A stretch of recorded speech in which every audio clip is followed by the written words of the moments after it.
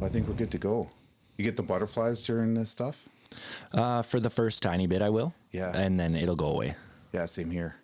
I don't know why I got into this sometimes.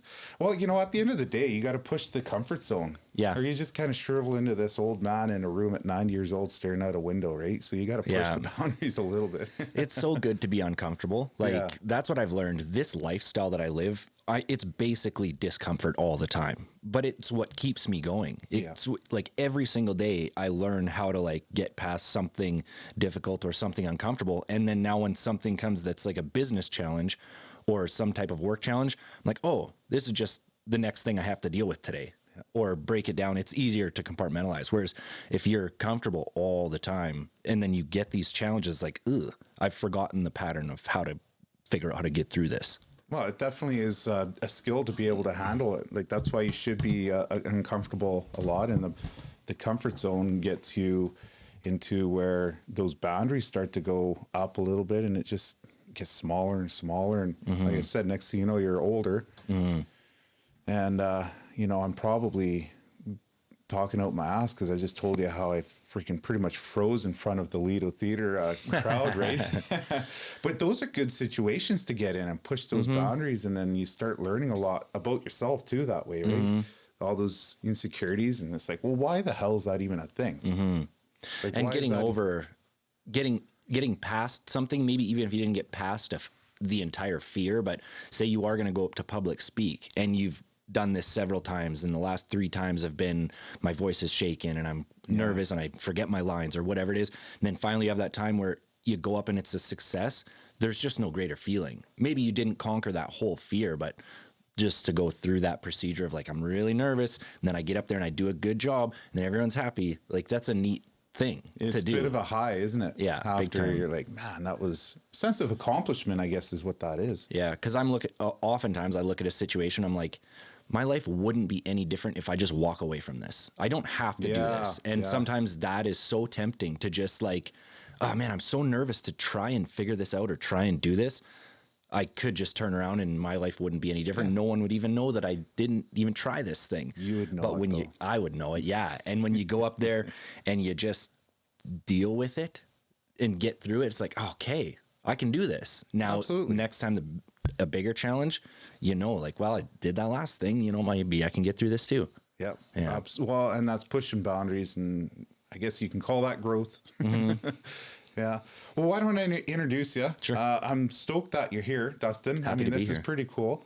I just want to give the listener a little bit of an idea of kind of who you are, and then we can go from there. Sure. Let me know if, you know, there's any adjustments through it all, but Dustin Porter, Canadian from BC, an adventure filmmaker with a YouTube channel called Destination Adventure, featuring 269 videos and amassing almost 32 million views.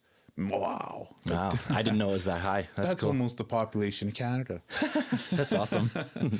So, formerly served as a video producer for Princess Cruises, allowing you to explore 53 countries. But however, the cruise industry faced disruption due to COVID-19, prompting you to transition into a career of YouTube. Initially aspiring to be a film industry stuntman, you embarked on various jobs and self-taught yourself filmmaking, eventually leading to the launch of your YouTube channel as a means to master the art of production. We all want something in life, but we're given such a short amount of time to get it. One lifetime. That's what we have to get from here to here. And I'm not talking about birth to death. I'm talking about the moment you realize what you want till the moment you make it happen. I have 2 vehicles that get me down that road: inspiration and motivation. My biggest inspiration is music. Music gets me through everything. My biggest motivation is people. People that I admire. People willing to do whatever it takes to get from here to here. People that can achieve success, yet maintain honesty and integrity. A person that I've always looked up to is a man named Henry Rollins. And Henry will tell you, there is no such thing as downtime. There is no free time. There is no spare time. All you have is lifetime. Go.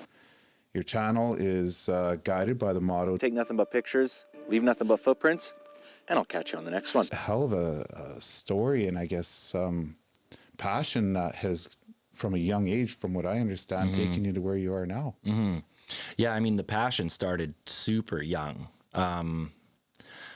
I try not to look back at my life and think anything was the wrong step, but it took me a long time to figure out where I could even try and go with my life. And then getting that job on cruise ships, that was the determining factor of where I was going to take my life. Unfortunately, COVID kind of got in the way a little bit, but it's led to where I am now. So it's turned out great in the end. Yeah, you can't always, I mean, looking back is always hindsight, but you probably wouldn't, it's not even about the skill. I guess it's the perspective and appreciation of where you are now if you didn't go through what you did earlier. But the thread, the unique part of it is the thread has always kind of been a constant with the interest of filmmaking.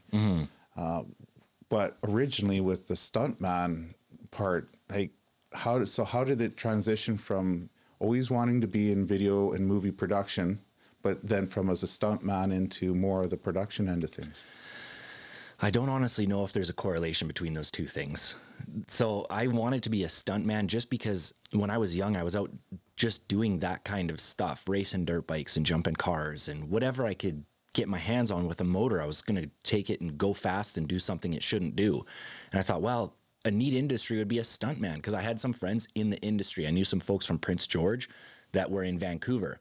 So I had this slight in where I could go and try. And I did go down to Vancouver and I gave it a whirl, and I got to train with the folks with MGM Studios and go to the big facility where it's just a huge playground. It's diving boards into foam pits and rope swings and all kinds of really cool stuff, and people training for upcoming movies. So you see this person all roped up in a harness and they're on top of a pile of mats, and then somebody pulls a rope and they go flying across the room into another pile of mats, and then you watch it back and it's all, once it's edited, then that's them flying off the top of a car and over here. So it's cool to see that side of it, but I don't think that played into the film production end of it, because I never got into producing film till many years later, probably 7 years after that.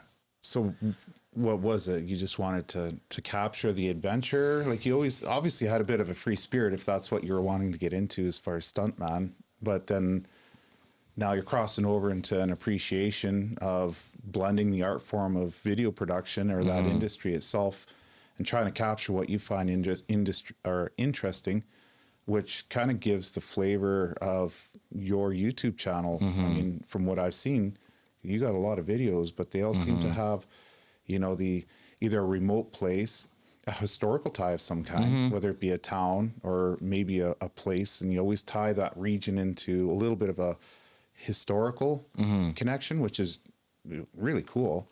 So is that just kind of what you gravitated to, and it just fell into place? I've always really enjoyed history. Unfortunately, in Canada, we don't have very old history. So our ghost towns are maybe some old wooden buildings or something like that. So the reason I film a lot of abandoned places is just because that's the oldest history, it's the only history that we have in this country, really. And that's why I end up filming a lot of that abandoned stuff or whatever. But wherever I'm going, I'm just pursuing whatever story I can find that I think is going to be interesting. So I've done everything from the world's largest rare toaster collection to abandoned cities that you can only get to with a boat, everything in between, and from Mexico to Alaska. So it's wherever I'm going, if I see something that I think is an interesting story, I'm going to figure out who's related to it, and I'm going to ask them if I can sit them down for an interview. And I'm going to do a story on it. Yeah, that's pretty cool. Yeah. I like that. Have you been surprised, though, at how much like you said, that we don't have a really big historical anchor, but there's a lot still there. Like, have you found or even been surprised at how much there is out there within, just our province alone? I'm not really surprised, because we have an almost entirely resource-based economy, which has led to a lot of boom and bust all across our province. And that's what leaves behind this trail of ghost towns, is like you set up a whole town to mine gold, and then the gold is exhausted, everyone moves off to the next place. So I've been not really surprised to see that. And then our our population density is so sparse. It's stretched over this massive province. People don't realize how big British Columbia is. So yeah, you look at the cost of anything these days and you think, who would leave a whole town behind? But if it's not sustainable, then what's the purpose of staying? No, exactly. And you're right. I mean, just in this area where we are now, you mentioned Tumba Ridge, and some dinosaurs and whatnot. And there's a historical area there too. But the town of Tumba Ridge was actually pre-planned and built specifically for coal mining. So it's exactly what you're talking about. Instead of gold, it's more coal, which is still going today. And they're recognizing that resource is a little bit more volatile. You have a strong boom and bust. So they're transitioning more into, the tourism and dinosaurs and whatnot. But yeah, it's all over the place. The Alaska Highway, I mean, we're on something that's historical. That was a need in a single point in time. Yeah, that's one of those things where I think a lot of people probably find that appreciation just because they don't realize how much history and how rich the landscape is, within our own region. We just have no idea. Yeah, it's neat. I wish more people would get out and explore our province. It's so beautiful here, and I didn't realize how nice it was until I started going abroad. I was filming on cruise ships, and I was fortunate with that job. I did get to work in 54 countries around the world, and I got to see some amazing things. And I remember like going through Fjordlands in New Zealand. I'm looking around and all the guests are just amazed at how beautiful everything is. But I'm like, well, it kind of just looks like Bella Coola. And then I realized, it's because British Columbia is spectacular. I just didn't realize until I started seeing some other places that were also spectacular, but not as good. Yeah. So, Have you been surprised at the range of country within one province? Like from the southern to the northern tip is just almost like different countries.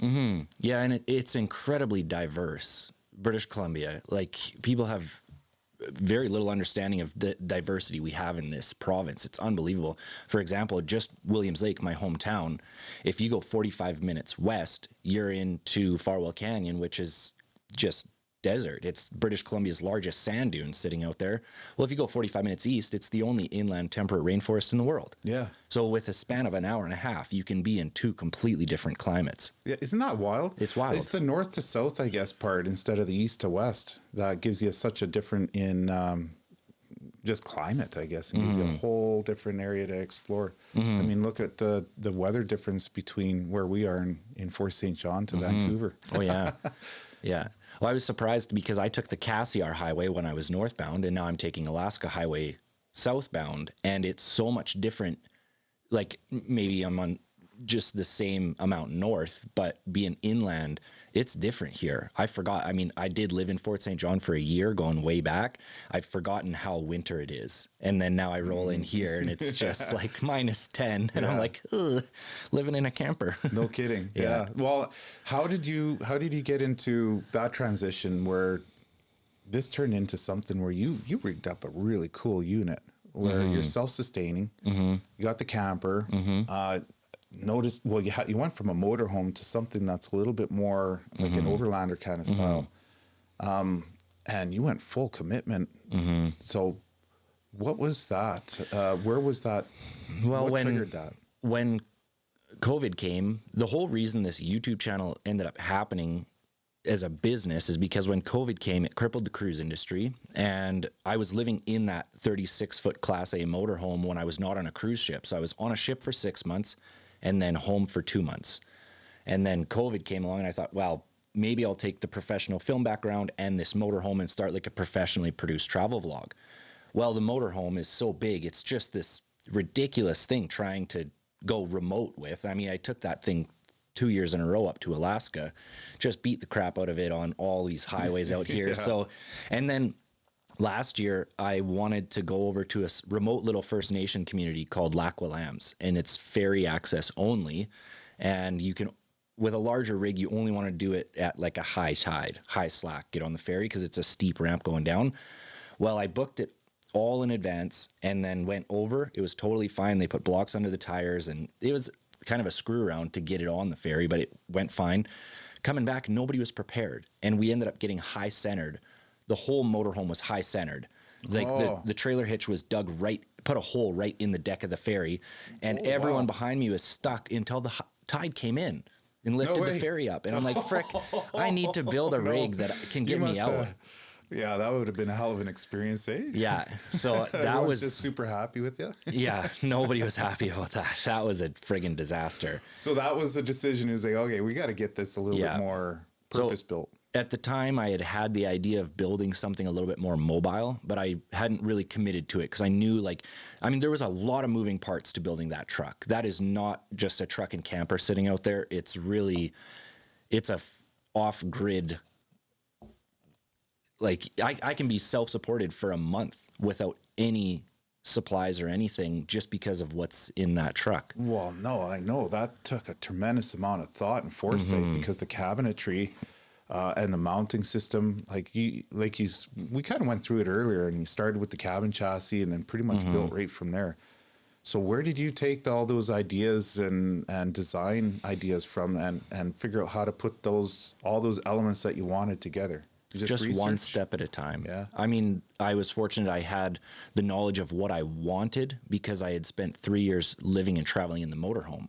And the basics of what you need to live and travel on the road and work is pretty minimal.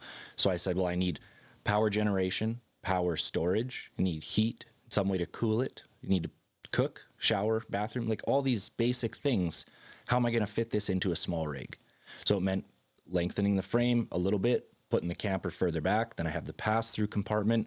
I can have generators, fuel on one side, outboard on the other side, batteries, diesel air heater in the center, and kind of just built around that. Everything happened one step at a time. And then I was fortunate to have really great support on the build from fans of the channel, big companies that were really big fans of the channel that offered to jump on with some really big sponsor money and help. And then they had mechanical engineers within their company that could help balance things and measure things. And a lot went into it. Like, it was not a truck that I built by any means. It took 6 months of building, but I had a lot of help from folks and fans to make it happen. That bracket alone, where you've got your outboard mounted, that whole mechanism and the mechanics of how it's able to come out, and you can take it out and move and articulate that, and then put it back into place and store it so that it's secure going down some of these roads. It's like I was like, man, there's a little bit of thought that went into this. It's a really fun thing because that truck sitting in your driveway right now will do every bit of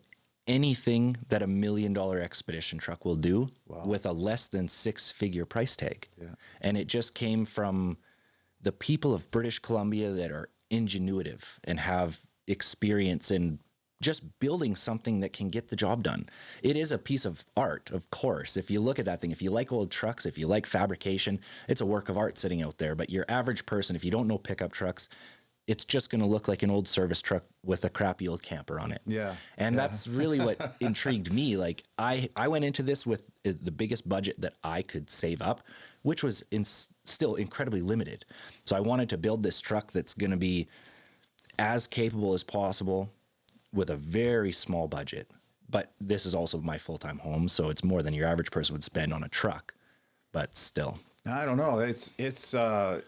It doesn't take even someone with much of an eye to really pick out the fact that it's impressively built, because it's not out of, I guess, a garage typically, because you can like the cabinetry and all the aluminum and bending. But then when you look at it, you just start seeing from bumper to bumper some of the things that kind of stick out the preference, like the cabin chassis. It's an older Dodge. So then obviously there must be value on the engine block and the couplings. That was the biggest reason I chose that chassis, is because of the 12-valve Cummins. It is a low-mile 12-valve. It's still over 300,000 kilometers, so a high-mile truck, your average, up to like for industry standard. Yeah. But that engine still got a good 700,000 kilometers to go. What generation is that? It's a second gen. It's 1995, but it's completely computer deleted. There's no computer to that truck at all. It's 100% mechanical, bulletproof, and it's got the 5-speed transmission, great fuel economy. I'm packing 12,000 pounds all together with full tanks, and I'm still getting 22 miles to the gallon. Wow. With that old 12 valve diesel. It's unbelievable. Huh. Yeah. 12,000 pounds. That's with your boat? Nope, that's without the boat trailer. The trailer maybe adds an extra 1,000 pounds with the bike, the boat, and everything inside. But no, just the rig, full tanks. I'm like 12,000 on the dot. Do you find it a little bit of a struggle to try and make sure that you keep it within certain weight, and maybe you do the want versus a need kind of checklist in your head when you grab something? No, because that old dually pickup truck can pack so much weight, and the engine doesn't care. I could also spruce up that engine quite easily as well. It's just bone stock. But I don't worry about weight. That frame can handle a ton of weight. Everything's balanced nicely. So it's the only limitation is space. I know when I go on a trip, boy, let me tell you, it's the space. I mean, even when you're camping, you start out with the basics. You buy something and then you kind of rig it up with however you want, utensils and everything. And then next thing you know, you go to clear it out that fall or even a couple years later, and you're like, my God, where is like all this stuff? It's amazing how you can pack everything into such a tiny place. Eh? I've kind of trained myself though, like the last 7 years, I've either lived on a cruise ship in a small room or a motorhome or now this rig. So the needs and wants in my life are so different. If it doesn't directly improve my business pursuits right now, it doesn't have a spot in the rig. So people Christmas is coming up soon. I would prefer if I get nothing. I don't want, because where am I going to put this stuff? Yeah, you exactly. know, like I'm just on such a different life path right now than your average person. So my needs in that rig are not much. Wow. So what did it take to get to that rig? Because I think a lot of what you do right now kind of revolves around that unit, doesn't it? So how did you refine that with your ability to juggle? Like, there's got to be, where I'm going with this is there's a lot of different elements, when it comes to dreaming about what you want to do, and then the realistic application. So you got life, and then you've got the finance, working. You've got your ability to be able to create the content, make sure that there's a lot of value. So you've got the footage and the whole production of it. There's a lot more moving parts, when it comes to something like that than just kind of going around driving and having filming it and having a good time. There's a lot of what we kind of touched on, like what is everything tried to gear for? Like, how do you juggle all of that stuff from life to all the requirements to kind of make it work without sacrificing one or the other? Well, I think what sets my YouTube channel apart is I really could care less to be a YouTuber. I want to be a filmmaker, and I'm 32 years old. It's a weird time to be getting into a YouTube industry, but it's a great age to be learning about business. And you can be so successful if you're just dedicated to these things.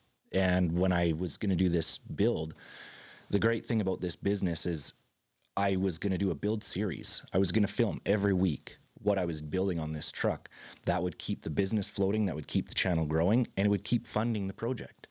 So it took me 6 months to build that truck, but I was still working all the way through that. So it was a total change in content, but the people stuck in there. The people were stoked to see, like, wow, look at this change Dustin's doing. And people see the risk in that. People see everything. Like, viewers of my channel, they basically see my life. So when I make this decision, like, hey, here's this old 12 valve that's been sitting in our shop for 17 years. I'm going to turn it into an expedition truck. People are stoked on that. So they're going to watch all the way through. And now here's this truck. It's different than what I had originally planned. And here's everything it's capable of. Let's see what we can do with it. Now, this summer's been just great on the channel. Everyone that was watching prior is stoked to see these more remote, isolated kind of adventures. Everyone that stuck around or that joined just on the build, now they get to see where the truck is going. And then people that have joined since then, maybe they're not even familiar with the build, but it all just continues to snowball. Yeah, it's behind the scenes kind of content, isn't it? Yeah, it is. A lot of that build series is kind of behind the scenes. And it was a weird thing because, like, our shop. It's a big truck shop. It's from when my father owned a logging company when I was very young. It's a 2-bay truck shop. And what I did was I pulled my 36-foot motorhome in one bay. That was living HQ. The other bay, I pulled in that 1-ton truck. That was build HQ. And that was my life for 6 months, living in this dark, cold shop, edit in the evenings, and then build the truck during the day. That's full commitment, isn't it? It was, but it had to goodness. be. Yeah. Were there moments in that where you're like, oh man, I wonder if I'm making the right decision here? Most moments, I would say. There was a lot like that is a hell of a thing to commit to. But you're right. It takes that to be able to just say, you know what, this is what's going to happen. And it's possible. I just got to make it happen. And I also don't have any other option. I was the first and only person to get that filmmaking job on Princess Cruises without a degree. Oh. I was the only person in history to get that without a degree. And I have nothing to fall back on. So it's not like I can't get this truck and then half-ass a build. I have to fully commit to it because everything that I've ever worked for is on the line. So yeah, there was a lot of days where I'm sitting there editing this video and I look out the window and there's a truck sitting in the next bay just in pieces. And I'm thinking like, this is my first ever Dodge, first ever diesel, first ever 1-ton. And I'm looking over there and the whole front truck and the engine sitting in pieces. And I'm like, I don't know if I can do this, but I've already announced to the audience, here's this build series and we're in January. So I better get friggin' building, you know? So that's kind of, there's a bit of a difference between just people's, what do they call it? Dedication or routine to necessity and survival, isn't there? Mm-hmm. Like I refer to that like when we're talking about this. I think I forget when it was. I was talking about that where people's what is it? What is it? Dedication. When you're just a mindset to like when you're working out, there's that persistence to try and just stick something out. But then also what humans are capable of doing when you don't have any other choice, when it's a survival, when you dedicate yourself to something, and that's not only a sense of survival, but it's what propels you to absolute greatness. Everyone seems to have that story, like all the greats have that, where it wasn't even, self-discipline. It was just sheer determination because of the survival. Like, if you're into fighting, it's Conor McGregor. If you're into hockey, it's the Wayne Gretzky's or whatever have you. That sheer determination and that's what gets a lot of people past that threshold, isn't it? And for you, it sounds like you had that where you're like, okay, this is going to happen, and there's no way around it, is there? I think a lot of the problem with the world right now is that people don't know how good life can be. People have never seen the other side. Growing up in Williams Lake, working at the mill, I worked with a lot of people that were just stuck in this industry with decent wage, pension plan, benefits. They have all these bills and they're just kind of stuck there. Maybe they save up all year for a 1-week vacation. They don't know what life can really be like. Well, cruise ships kind of ruined my life in an aspect because I've seen how good it can be and I can't go back. I can't go back to something else. So these big challenges in front of me, yeah, they're big challenges, but I don't have any other option. Like, I'm not going back to the mill. So I'm going to pull my motorhome in the shop and struggle for 6 months if that's what it takes. And then I'll drive a different truck out in the spring. Yeah. Let's give it a whirl. That's awesome. That's probably captured a lot of your audience, isn't it? I think so. I think it's made me quite successful for the size of the channel. I'm putting out 20 to 30 minute content that people watch from start to finish on their television. Most people aren't scrolling through on their phone and stumbling across Destination Adventure. These are families that sit down and do it. And yeah, I've somehow touched these families in a personal way, and it's made the channel sustainable from a very small size, actually. Almost a sense of obligation now too, along with it, isn't there? Yeah, to an extent, but it's also my full-time business. So it's no different than a hairdresser with clients, Yeah, absolutely. You just want to be able to be the best at what you're doing. It's your craft. Because I see the comments so frequently, like, I can't believe you have the patience to set up those cameras. Because I don't want to just film my travel segment with a GoPro out the window. I want to stop and I'm going to set up a camera with a waterfall and I'm going to drive past it and you can hear the truck and you can hear the waterfall and it brings so much more depth into it. And people say, I would never have patience to set up all those cameras and do it. It's probably going to take you 8 hours to drive somewhere that should be 2 hours. That's true. It will take me those 8 hours, but that's my day job. That's part of it. And I get back and I pull the memory card and I see that shot and I'm like, man, that's so cool. Like it took me 30 minutes to do that. And it's going to be maybe 2 or 3 seconds in the video, but that's what makes it so good. Yeah. It's that neat shot that no one else has the patience to set up. No kidding. And Is that a rabbit hole sometimes? Like in trying to get and see all those perfect angles and how to capture certain things? Because I'm sure you must wonder, how do I actually look at where I am? How am I going to actually capture this? You could probably sit there and try and figure out different ways to capture a landscape, or maybe, you know, it's not always a landscape too. It's sometimes a feeling that when you get into a certain place, there's something about it, and you're like, man, that. How do you capture the essence of what you're trying to express or feel and share that with your It's impossible, but you do the best you can, and I think you get a little bit better at it every time, every video. But is that the rabbit hole sometimes, where it's not a negative thing as far as a rabbit hole? It's just being able to improve your craft. You're like, now I have a new skill to be able to, maybe it's a little bit of a manipulation in the camera that kind of gives it a bit of a different feel. I mean, that's how do you say that now? Cinematography. Cinematography. Yeah, that's close enough. I know what you mean. That's what it is. That's your background though too, isn't it? It lends itself to what you're doing. Is that something that you're continuing to grow in? I'm trying to, but the crazy thing about YouTube is you have to be so consistent if you want to stay competitive in the industry. So I'm putting out a 20 to 30 minute video every single Saturday morning at 5 a.m. 20 to 30 minutes of television quality basically is what comes out every Saturday morning. That gives me a lot of practice. It's hard to find diversity outside that. And it does happen. Like every few weeks, I'll figure something new out, a new way to edit a sequence or a new way to place the camera or do something. And it's always exciting, but it's hard to stay fresh in my own mind because it's all day, every day is what I do. Sometimes I forget like, the viewers are going to see this 20 minutes and then they're probably going to forget about it until next Saturday. So I maybe should be a little easier on myself, but you're your own worst critic, for sure. I guess. Yeah. But I have a huge passion for it. So I'm always kind of looking for that stuff, looking for ways to keep it new and exciting and diverse. And have you noticed that there's certain things that have changed over time?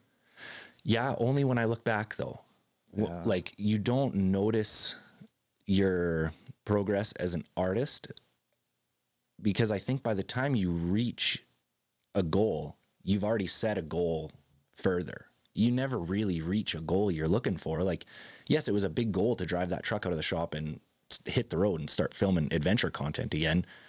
But I didn't even take time to appreciate that. Just so excited for the next step. Yeah, I guess. Yeah. So have you noticed though, in doing all your adventures and trying to build a YouTube channel and capture a lot of that content, your perspectives have changed a little bit? Oh, huge. Like, how so? Like, is there still, I think, a relation or an understanding to, you know, other people, or even how you looked at certain things? Or like, what about that whole, I guess, journey that you've gone has changed your outlooks? I mean, I've been changing so much over the past 7 years because leaving Williams Lake, I knew nothing about the world. I thought Africa was a country. I think a lot of people actually do. It's a continent. Yeah, I didn't know it with 55 countries in it. Well, I had no idea. I was in my 30s before I found that out too, actually. Yeah. So just getting the opportunity to travel taught me so much. And then I was always ambitious my whole life, but I was never great at anything. Now here's these videos that a lot of folks find great. It's a highlight for their Saturday. People on the other side of the world get to see these remote little spots that even locals don't know about. That's a great thing. So I'm continuously growing because of that, growing as a person, and my outlook at the world is continuously changing.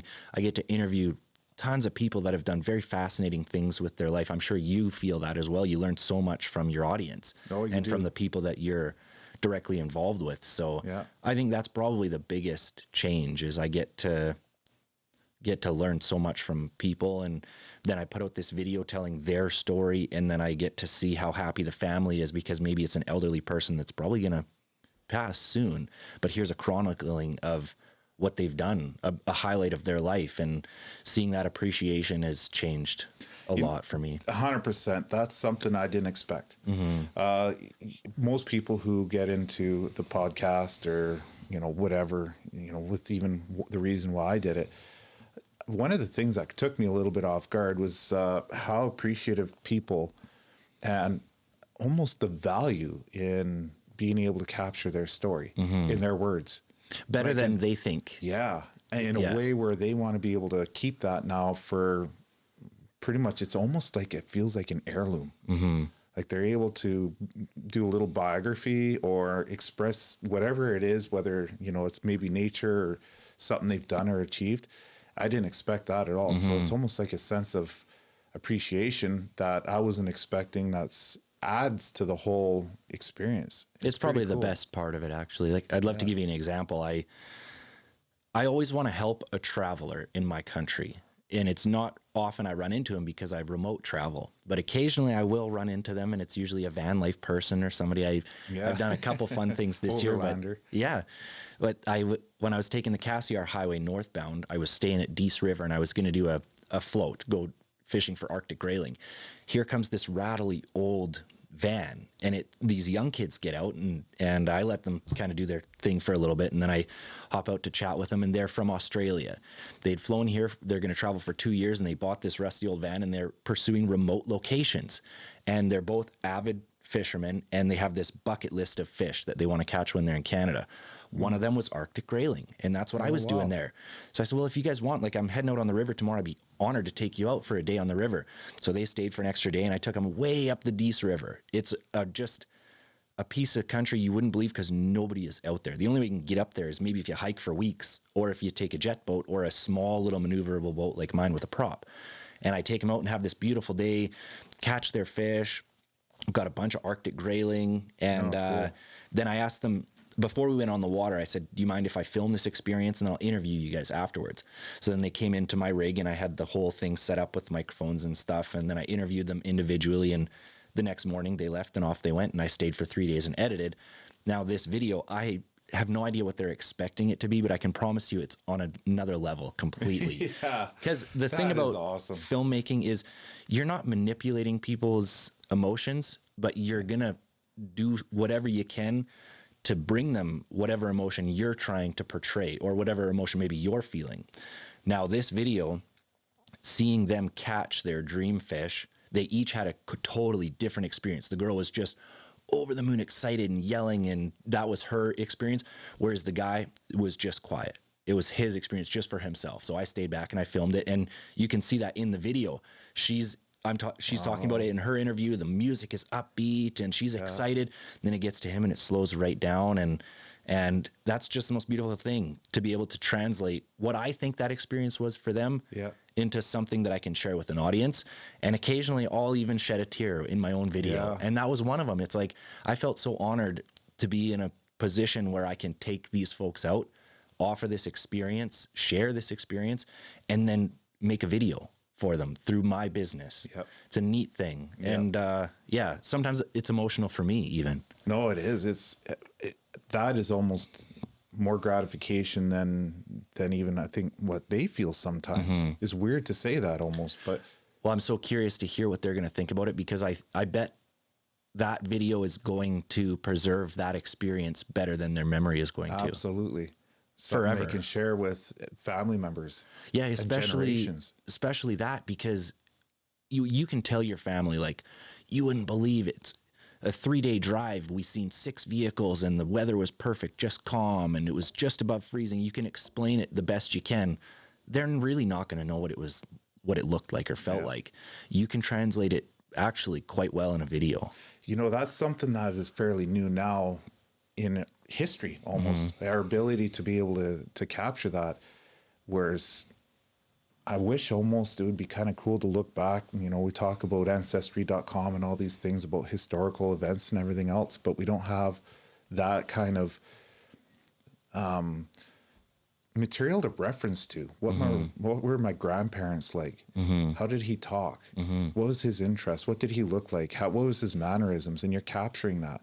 Even some of the moments that they find interesting, you lose that over a period of time, and you're able to capture that. And I think that's why there's such an appreciation for that kind of stuff too. And what you're doing is taking the skill to be able to recognize those moments that someone's feeling and actually capture it in a way that's accurate and reflective to actually how they're feeling.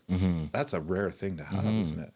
It is. And it's the beautiful thing about this YouTube business, because I can pursue anything that I think is going to be interesting. And I get these opportunities to where, like, if I was just looking for freelance work, nobody would ever have a budget to pay me to go out to Dease Lake, British Columbia, drive all those days to get out there, find some travelers and make a video. I would never get that opportunity.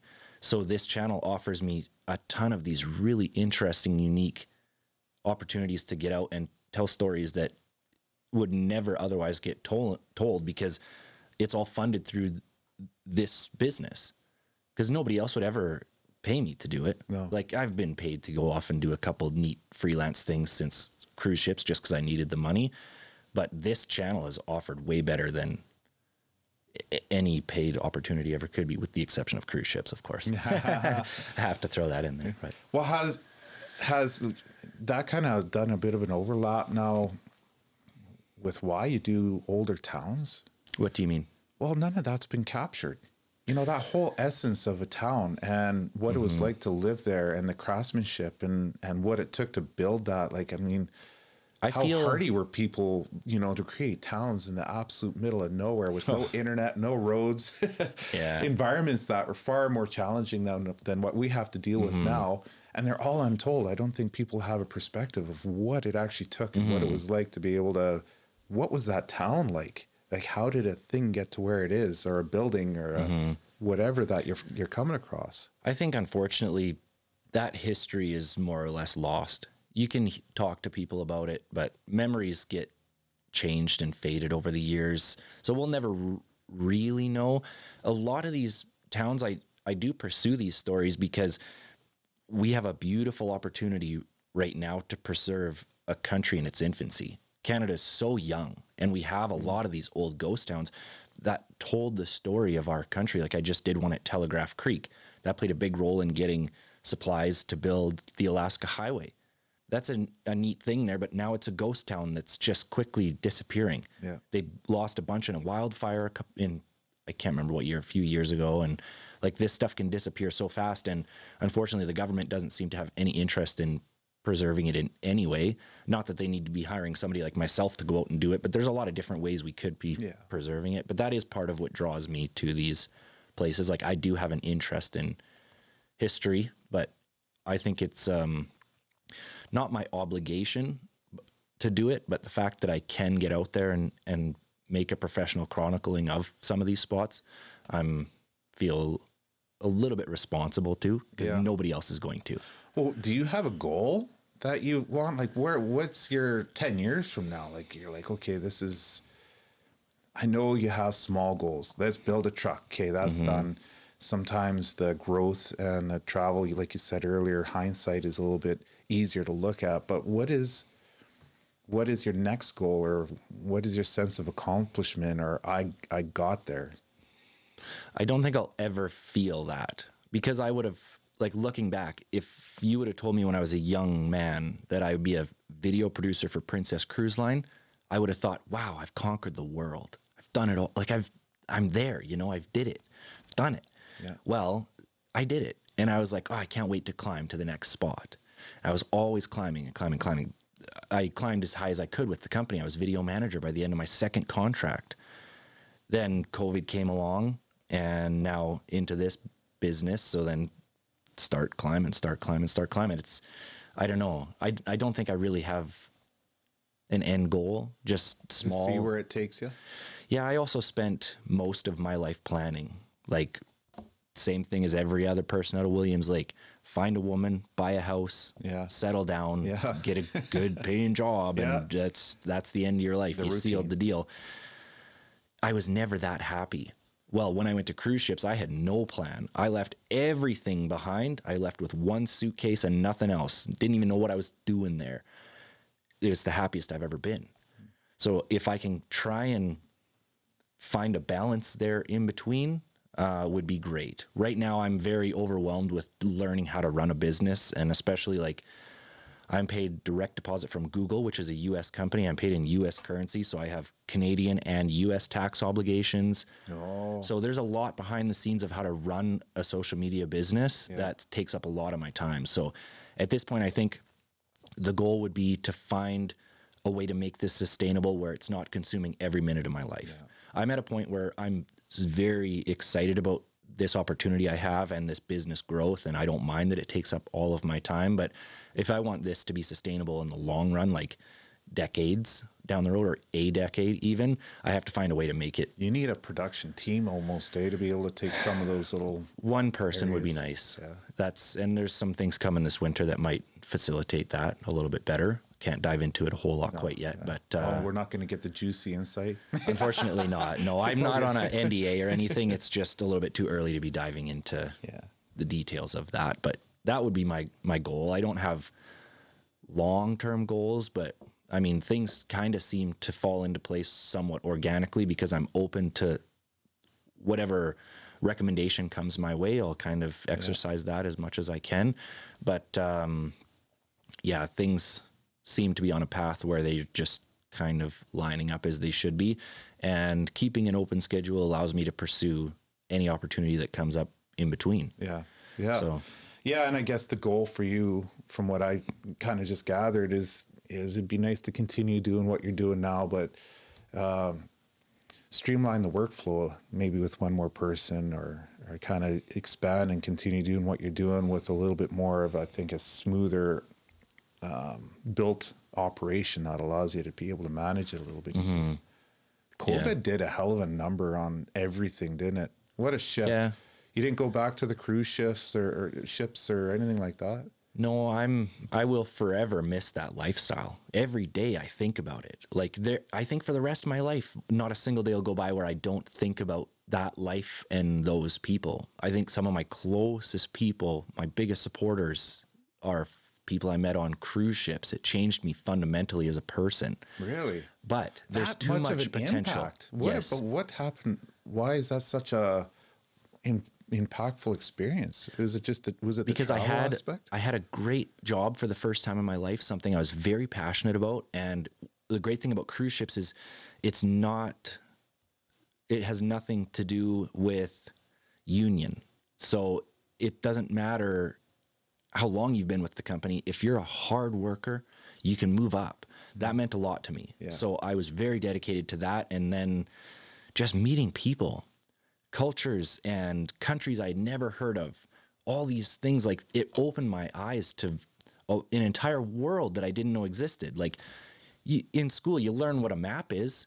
You can point to countries. You don't know anything about them. No. Whereas now I'm on a ship where every morning, like when I was sailing in the Baltics, those were 11-day voyages, 8 countries, overnight in Russia.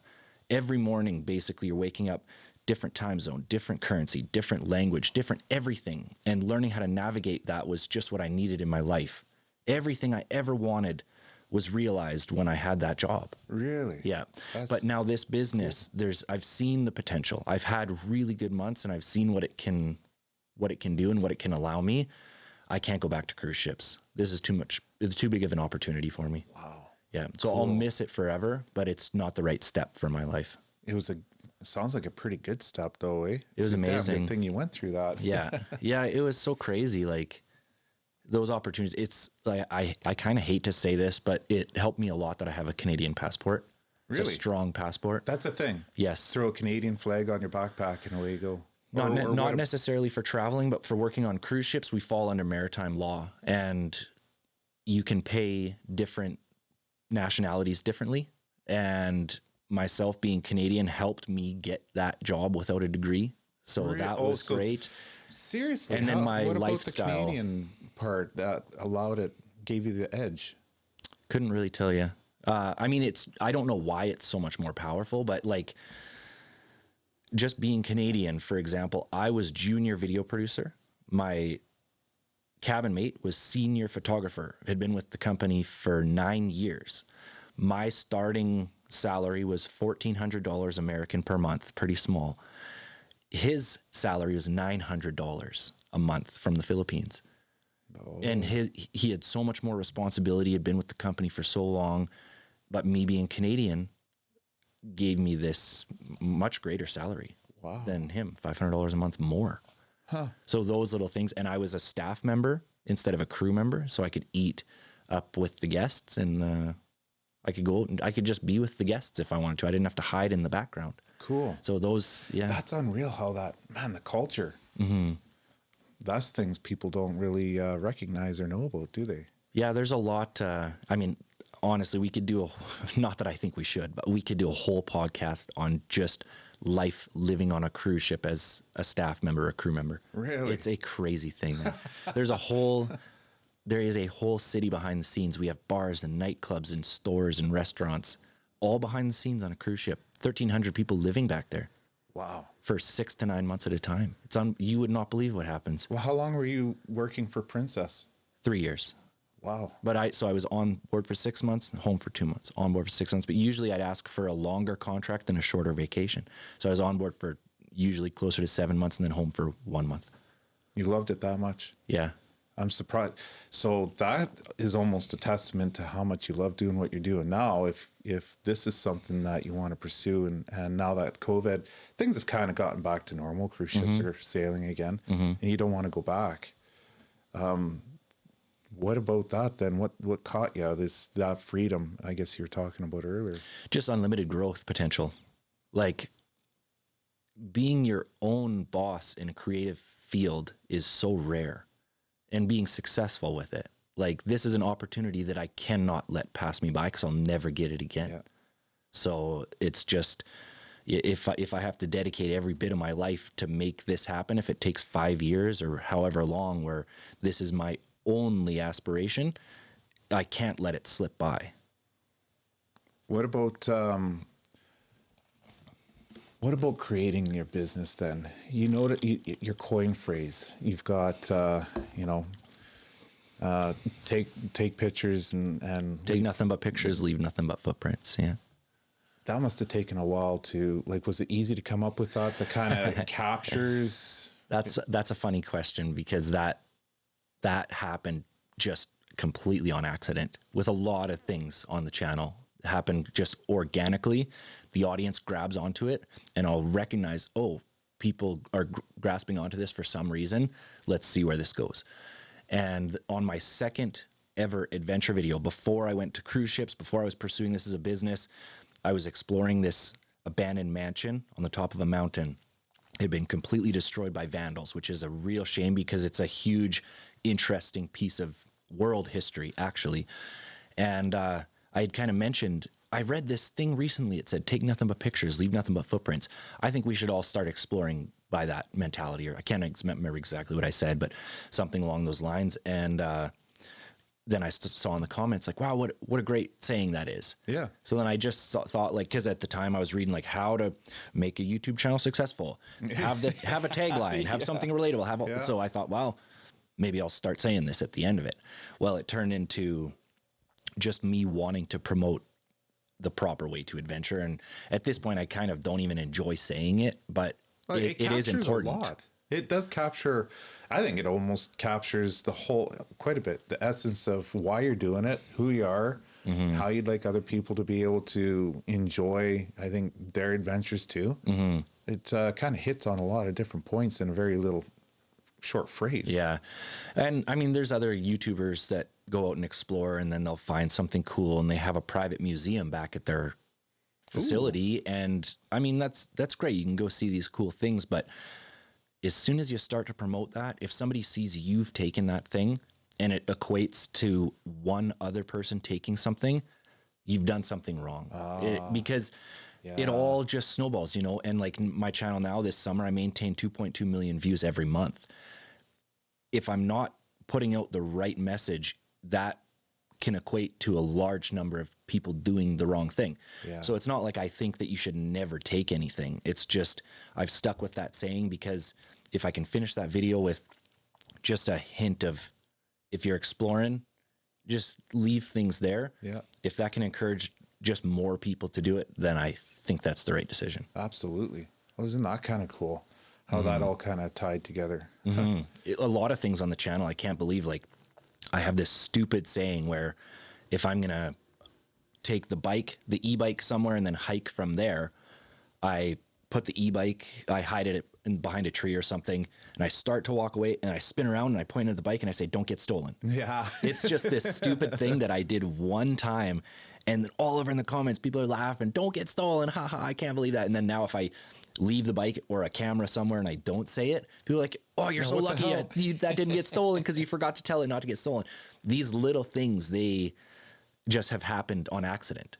And I've just recognized when people like it and then run with it from there. So it's an organic growth. Yeah. And I think that's the best way to be, because the more you try and force people to like something or find something, like if you're inventing something, you don't want to be an inventor where you sit down and look for a problem and a solution. You want to be out in the real world and stumble across something and think, wow, there's a better way to do this. Then you find it and then you present that to the world. Same with being creative. I think if you're just always looking for, I think this will catch on, let's try this, maybe not the best way. Whereas if you're just doing something naturally and then you see, oh, people like this, it can't be any more natural than that. It's easier to maintain. Yes. We're talking about some of the people that you meet too. You know, you can't fake organic people, like genuine people, I should say. Not organic, but genuine people. And then that portrays itself into how you portray yourself and the content you're providing. Yeah, I think people they're not stupid. You know, they can definitely pick up on stuff like that. And there's an appreciation for it. To be genuine is not really as easy as it sounds sometimes, especially when, you know, if you're there's some incentive to maybe trying to bolster something, right? Viewership or whatever it might be. You're just kind of staying true to what you find is important. And obviously that's resonating with your viewers and other people. Yeah. I think it's really important because basically all of my life is on the internet and I have to be organic. Yeah. And especially now I'm meeting like legitimate fans, and it's important to me to be the same person when I meet them as what they see online. And it's so crazy to think about it, but lots of these people I've never met or seen intimately know who I am. Like they really know. That must be weird. It's a beautiful thing, really. But I notice, like, if I have bad days, I have bad months, just like everybody else does. Yeah. And I still have to get through those months without sharing that negativity. Like maybe the rig's breaking down, I'll share that. Like, here's the issue I'm having.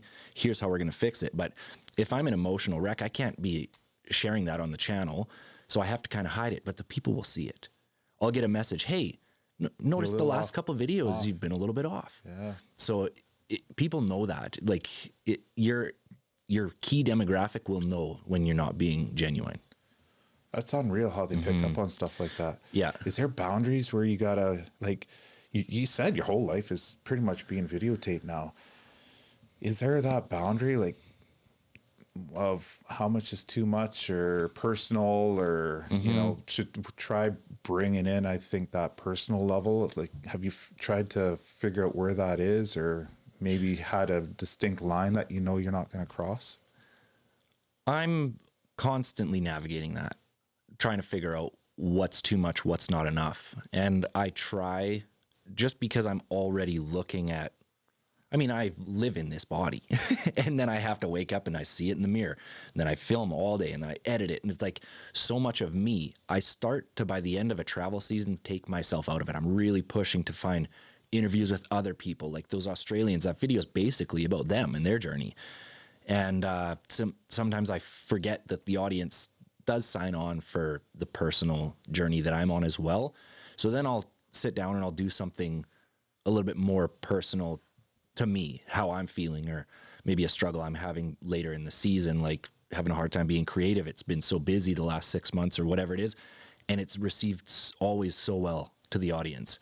So I haven't found that threshold yet where maybe I'm being too personal. Yeah. I don't know, just learning it as I go along, I think. It's a bit of a tricky one, especially if you have people coming up to you and they know you so well, and it's your first time meeting that person. Now, obviously, it's flattering and there's a sense of appreciation for them to come over and say hi, but then vulnerability when, you know, they pretty much know so much about you. I don't know what that would be like. I could see, obviously, it plays out negatively sometimes when you're looking at, you know, child stars, you know, kids that are growing up as musicians or actors that are wildly famous, and it seems to have a bit of a weird impact on them. And even the ones that are really, really famous, you know, the older actors, there's always an element there that seems to surface where there's a sense of frustration with, you know, the media in there all the time. And I don't think, you know, I'm not saying that, you know, we're on that level, but there is still, I think, an overlap, or I think a sense of understanding of how maybe you got to figure out how do you navigate through all of that personal boundaries and then the public image. Well, I'm in a beautiful situation where the business and the channel are doing very good, but it has not changed so much on my end because the whole thing is filmed, edited, produced, and uploaded by myself in the middle of nowhere. Yeah. So like, yeah, the channel's growing and the business is doing good, but for me, it's basically the same. When I get into these towns, like I was actually surprised. I didn't know I had such a following in Fort St. John. When I roll through here, now there's a post on Facebook from somebody that saw me in town, and there's a whole bunch of really nice comments on there. Coming into these, like I've had to learn how to have those interactions. Somebody that knows me so well and I've never seen them before. How do you talk to somebody like that? It's actually very easy. You just need to learn how to do it. So it's been a learning curve like anything else, but it's a great thing. Like everyone's always been so kind to me. Sometimes you'll get, I mean, there's angry people everywhere or rude people everywhere, but for the most part, it's not really like. Well, your content, I don't see how it would actually create a little bit. What kind of negativity can you possibly get with? It's just a product of numbers. Like, let's say this summer when I have a month where I do 2 million views. If 90% of that audience is satisfied, that's a tremendous success, but that still leaves 20,000 dissatisfied people. Wow. So. Yeah, so or just out of 200,000. curiosity, what are they picking? Like, I don't understand. I haven't seen any of it, but what kind of negativity is it? It could be anything. Sure, it could be an angle someone could have with that. It could be somebody doesn't like the music that I chose, or I put myself like these videos are 20 to 30 minutes long of oftentimes a bunch of different things happening. If I'm not in one community, we're going to be traveling maybe several 100 kilometers or 1,000 kilometers. I'm going to cover a bunch of stuff in between, but I'm going to choose the thumbnail and title that's going to generate the most views because that's the right business decision. Well, if I say something about fishing and only the last 5 minutes is about fishing, I'm going to see a comment. This is 18 minutes that I wasted of my life. And I'm like, oh, okay. It's just a first time viewer that maybe doesn't understand what I'm doing. And you just have to understand. I get that you're never going to keep everybody happy, but I'm amazed at how, I mean, in things where it's like, okay, how would you actually pick something apart? There's always seems to be something, eh? Like you can't get wrapped up in it, and that's not what the deal is. But I do find it kind of odd that in the most sincere, genuine entertainment, there's always people out there, I guess. You just got to make sure. Do you read comments? Have you gotten into that? Oh, yes. I try and have a very good presence in the comments because it means a lot to the viewers. And they're saying really nice things. So it's important for me to get in there and at least just give it that little heart so if somebody knows that I've read it. I try and respond. If somebody writes something really personal about that particular video, I'll try and put a response in there, but it's a huge time consumer. That's where I need some help big time, is dealing with all that kind of stuff. But a lot of my leads come from the comment section as well. So I can't just be absent in there. Oh, that's, it's kind of nice to be able to stay personal like that. I'm sure there's definitely a connection there with a lot of your viewers. Have you noticed a demographic? Like where do you primarily, made it down to Mexico, but you primarily kind of, from what I could tell, have been right in the BC area. I haven't even really ventured over into Alberta at all. Like No, tiny bit in Alberta on my very first season with the motorhome. But no, primarily northwestern British Columbia. But my largest demographic is United States. 60% of my view count comes from the United States. Isn't that interesting? I think it's just population density. And like you talk to any American, they're like, Alaska, the last frontier. That's true. Well, British Columbia is just Alaska without a big population of people. Yeah, it is. Well, I live on the Alaska Highway, and sometimes I forget that mile 0 in Dawson Creek, which is like, for me, a 15-minute drive, is globally known. That one little footprint of Alaska Highway is the beginning of something that everybody knows no matter where you go. So it's kind of cool that's, I'm glad you're doing that, because even though it's so well known, it's not really actually understood or known. Like some of your stuff, Telegraph Creek is one that you just released, and I was like, man, makes me want to go there. It's a spectacular not that far place. from here. And like, first of all, if anyone's heading north or south to or from Alaska, most of them are going to take the Alaska Highway, which is, in my opinion, I'm really sorry to say because we're here, but it's criminal. Like, everyone should take the Cassiar. It's a spectacular route. Really? It's unbelievable. Oh. I mean, from Fort Nelson to Watson Lake, it's also really, really nice. This muskeg country, it's interesting. It's different than you'll see most other places. So for sure, it's worth checking out. Like, maybe if someone's thinking about doing it, they should do one route north and different routes south. But so few people take the Cassiar, and then out of that, maybe less than 10% would go over into Telegraph Creek. Not that a lot of people are interested in that ghost town down there, but the geological diversity is second to none anywhere in the world. I've never seen anything like it. You go into this ancient lava flow, drive right down into where the rivers meet, Tahltan River into the Stikine River. You drive along like this lava shelf, hundreds of feet above the river, and then you zigzag down 23% grade down to the bottom, and then climb right back up the other side, single lane, cliffside. It's just video beautiful. that you just posted was nothing short of amazing. Thank you. I'm telling you, I was like, there's parts of that road that were, especially that one spot where you're on like an edge, and you had a river on either side of you, and you're just navigating single lane with your pickup, going down on the top of that ridge line. I was like, how does that not erode? Like, how are you? Well, it does. They're always fixing that thing. Every year that erodes, and it's crazy because that's the only route in and out. Wow. They don't have a backup. Talk about a vulnerability. Yeah, big time. You get a heavy snowfall or rainfall, especially, and that road, it's going to be gone. I've heard they keep it very well maintained. That was my only experience going there, but I heard it's like, even in the wintertime, he said it's never an issue. Yeah, that's unreal. Well, but it does wash out. Telegraph Creek is, I mean, I'm glad you touched on that, because a lot of people they get fixated on destination. So Anchorage or Dawson City or wherever they're going up the Alaska Highway. But I'm not immune to being a victim of that too. You know how many times I've gone and driven from here down to Lower Mainland, and I've blown by spots 1,000 times and I never stop. And then one time I will, and I'm like, my God, I can't believe it took this long for me to stop and explore something. Yeah. Like even our pullouts during COVID, we took our trailer down, and I said, okay, we downloaded an app for BC parks and pullouts, just a pullout, truck pullout. And there are different spots that we pulled out, and some of them have like docks and you can go fishing. It's like damn near a little resort. Yeah. Yeah. You can go fishing and everything. It's just a little pit stop. Yeah.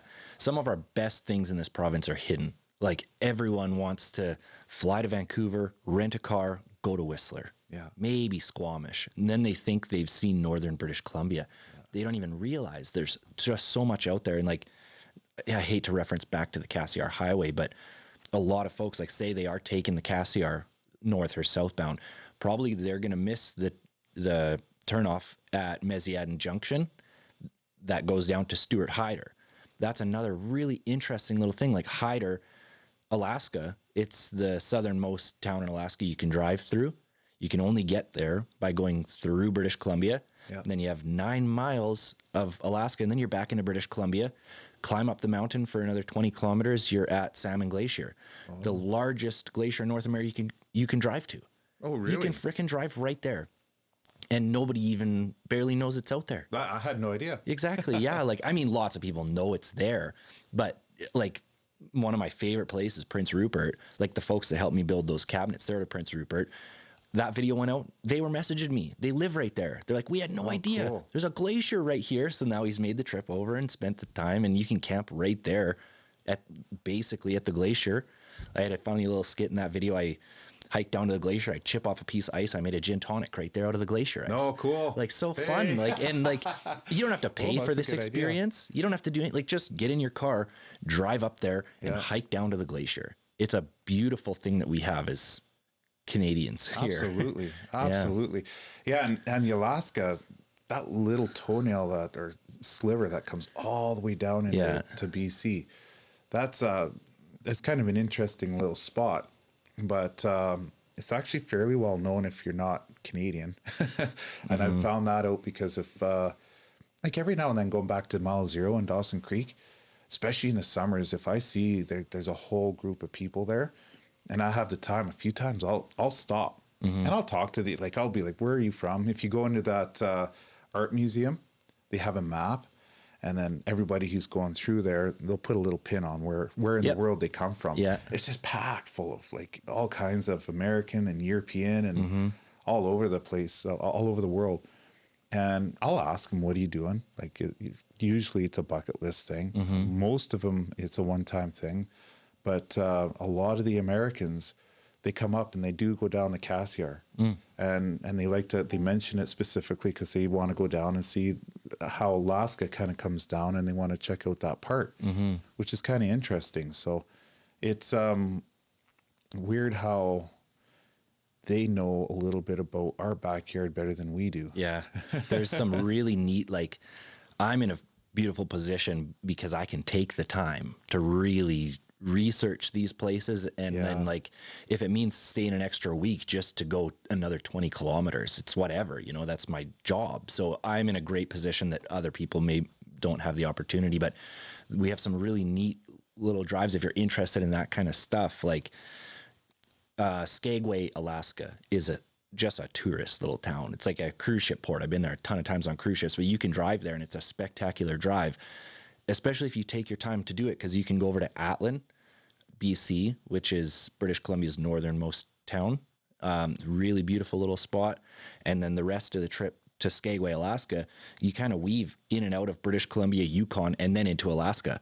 Oh, it's this weird route that kind of goes through all kinds of different provinces and then into another country. Yeah. So it's unreal. Yeah, it's a neat thing that, I mean, again, most people just pass the turnoff. You drive by the road, you'd never know there's anything down there. It's barely a sign or anything. Do you plan on, give me 1 second, I'm going to turn that off. The SD card on the camera.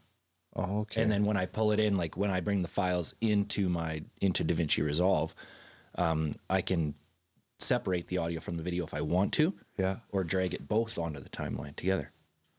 I just started getting into DaVinci Resolve. I used Camtasia, but it's definitely got its restrictions. But now that I actually know a lot more about editing, DaVinci Resolve's advanced. It's a steep learning curve, but it's worth it. Yeah. Super powerful software. You got to get into that from the beginning, I think, because then as you grow, it's able to handle everything. Yeah. And starting with something like iMovie is fine. Like, cause you're going to be doing such basic cuts from the beginning. Yeah. Like, just all you're doing is laying down an audio track, putting clips on top, no fancy transition, no layers and layers of everything. Like, by the end of my projects now, I have like 7 layers of audio and 6 layers of video. Yeah. And they're all working in between. Are you using, like Epidemic or something for your music, or? Oh yeah. Yeah. I pay for every platform that's available. Yeah. I use Epidemic and I'm having a hard time. That's the other thing I like about your channel. I love the music you use. I put a lot of time into that. Man. Like, you would not believe the hours I sit. Oh, really? And just find like look and look and look and look. And then I build up my own library. Like I pay for the complete license for these songs so I can download and own the songs. And then a year, 2 years down the road, if I'm like, ooh, that was the perfect song, maybe the license isn't available for purchase anymore, I still have it. Oh yeah, because I download the file too. I pay for mine, which is, I don't know if there's different tiers, but I do pay for mine to make sure I have the proper licensing. And then that it opens up a bigger library. But yeah, the amount of time I've spent, that's why I try and keep it like it's a rabbit hole. I just, I got overwhelmed. I was like, I can't do it all. Yeah. One, like, especially with the 4-hour recordings, when I got into video, I can't, a 4-hour recording takes like 4 days of editing. Oh, I know. People don't think about that. Like my interviews, I have like for that Telegraph Creek video, I have 3 interviews. Each of them are around 30 minutes.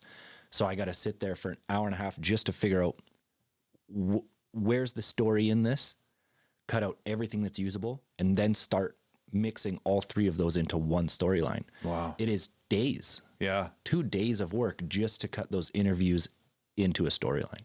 Isn't it crazy, the workload? I'm glad to hear that from you that has somewhat of a better workflow, because it would take me, especially at the beginning, my workflow is actually quite a bit better, but I'm averaging about, from the time it takes me to reach out, do the research, do the recording, do like everything from beginning to end with one episode, I average about, for every hour of recording is about minimum 1, if not 2 days worth of work on average.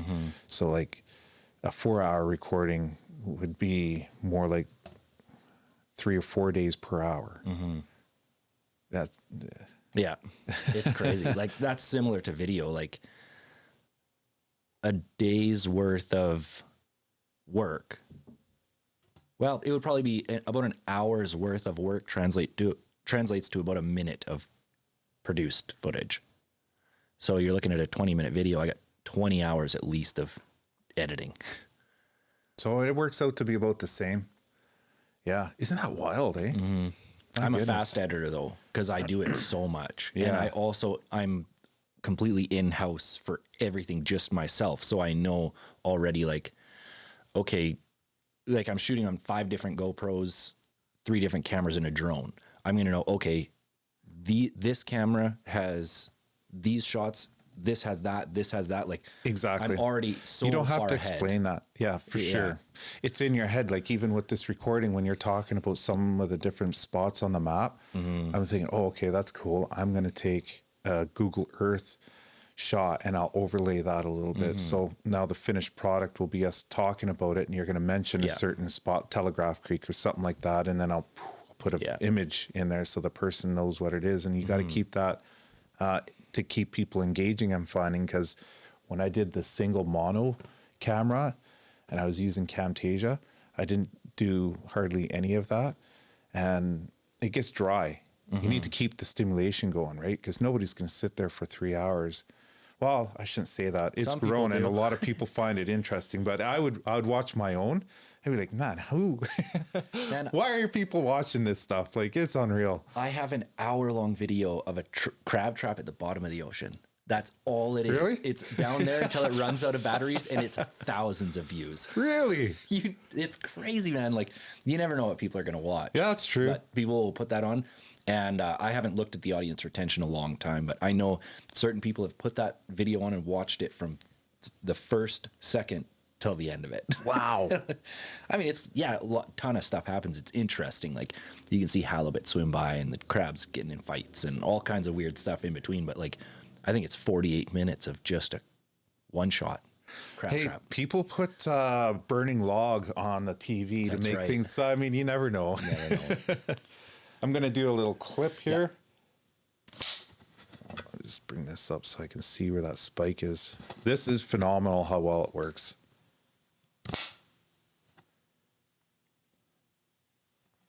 Okay. All right. So now I lost what the hell I was going to talk to you about again, eh?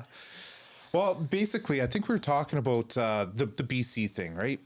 So, have you ever thought about navigating outside of BC? Like you went to Mexico, but I'm talking more like the meat of your content, I guess, is within BC and finding those hidden gems, those lost, untouched, or rare, hard to find areas. Have you thought about maybe expanding into other areas, especially areas that you might already kind of know about through the cruise ship in different countries and whatnot? Yeah, my focus is primarily on British Columbia just because that's the opportunity that's in front of me. I have a great fan base here. These remote communities, by the time I get there, people are already messaging me secrets. Here's a secret spot. Here's this or that. So that's what keeps bringing me back. Like, this is my home province. I love it. But the folks here are the ones that make it so good. When I'm going north, like my summers, northern British Columbia, they're great because I have this in with all the people. I don't have that anywhere else, not nearly as much anyways. So that's kind of a bit of a factor that keeps me here, but I'd love to go overseas. I can't wait until I can ship that entire truck over to Europe. Man, that would be amazing, wouldn't it? I think you could actually do that without having all those ties here, except I guess you'd need like how would that work? I guess with a work visa. Or that's okay. I know some workarounds with that. It's okay. Yeah. It's a bit of a gray area. Yeah. It's a weird thing, but there's workarounds with visas. The United States is the biggest challenge because I'm paid in American. So that makes it challenging. But if I go over to Europe, it's pretty feasible. It's just getting there. So it's a big price tag. It's about 10 grand to ship the truck over. But if that buys me a year over there in my own rig, it's a small price to pay, actually. Yeah, absolutely. Yeah. Have you had areas of concern or just like, I'm running out of content, like not content, areas to go explore?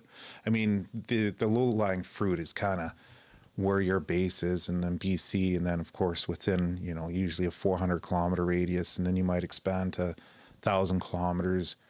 But then after a while, you start, you've already been there and done that. Have you started to find that where you're now reaching out further and further to try and explore? If anything, I'm more interested in staying closer and closer because, yes, I've seen a lot of these locations, but people are the best stories. And that comes with multiple visits and really assimilating yourself into the community to find these people. But that's where the most interest is. Like, I'll go to the most beautiful place in the world and I'll put out a video and people will love it. But if I can go to something far less spectacular, find a great person to sit down and talk with me and tell their story or why they're there, what brought them there, those are the videos that people really like to watch. So the more I can get my foot in with these communities and start sourcing these things, the better. And which kind of isolates it even more, actually. Absolutely. Well, networking is true right across the board, I guess. Have you mentioned a little bit earlier with the recording and too much of maybe yourself, or you want to be able to mix it up with more scenery or other video. How have you figured out, like, is that now where you're shifting from maybe finding remote spots to like what you're talking about, where you find people and now you want to do a bit more of an interview and find those unique stories that are connected to whatever region you're in? It's all about finding a way to balance all of this, because this is a really strange lifestyle. And this is going to sound like a weird complaint, but this is the tail end of my summer travel season, which is my really big season. I'm just coming off of 5 months of basically every day doing something or seeing something really spectacular. And it becomes difficult to stay creative when every day, like by the time I finish a video and it goes out, and then because it goes out 5 a.m. Saturday morning. So by 6 a.m., I got to start over. It's like, oh, okay, now I have to start from scratch, finding my story. How am I going to open this storyline that's going to be engaging to the audience and different from last week and the previous? That's where it gets really challenging. And now, like, coming to the end of the season, it's really hard to find inspiration, regardless of where I am, because, like, every single week has been a beautiful view of some kind.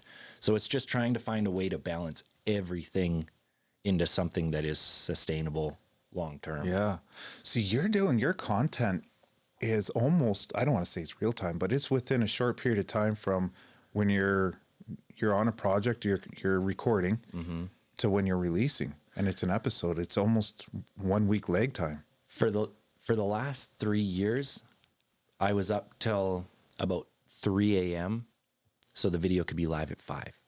From the previous day recording? Yeah. Wow. That was just crippling stress all the time. I hated that. And then this year now, just with the new rig and the locations that I've been able to get to, slow down a little bit and just enjoy these places instead of just trying to hammer through everything. For sure. I've been able to get a head start. So I've basically maintained a 3-week head start on these videos. Like, I have a surplus of videos right now, which has never happened before. Yeah. Hopefully, I mean, I will lose that this winter 100%.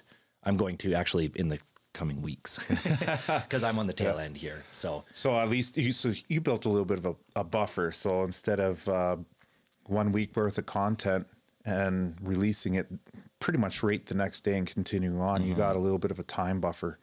Well, and this summer I kind of was balancing 2 or 3 weeks worth of work at the same time. So if I don't have a good close here, I can start on the next project because I already have 2 videos done.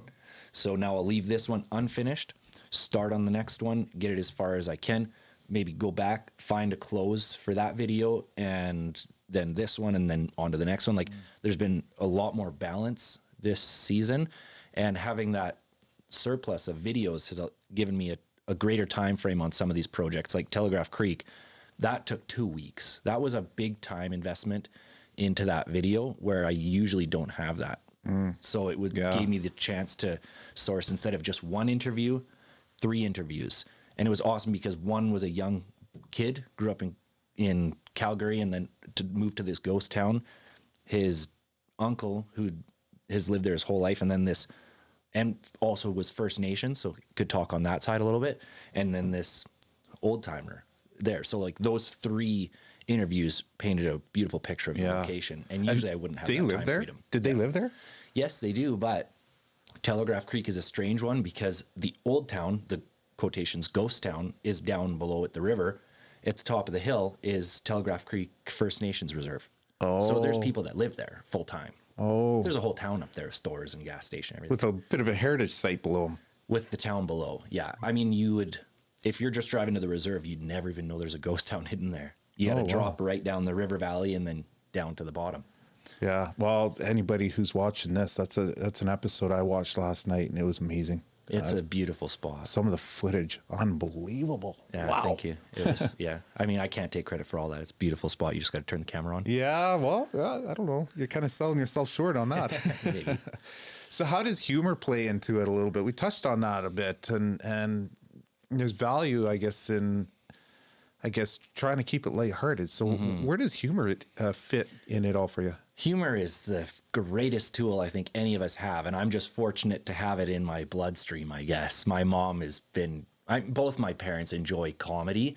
My mom is really far more the comedian. My dad is the workhorse, kind of. That's the dynamic there. But I've tried to incorporate it as much as possible into the content, and it's been a huge savior for me as well, especially through this build series. So for an example, last summer when I was traveling north with the motorhome, I kept having breakdowns. Every week was another breakdown. And I'm like, how am I going to film this? Like, I'm held up all the time waiting for parts or fixing something. I thought, well, maybe I can start a skit, something fun. Like, I need another character to come and fix the rig.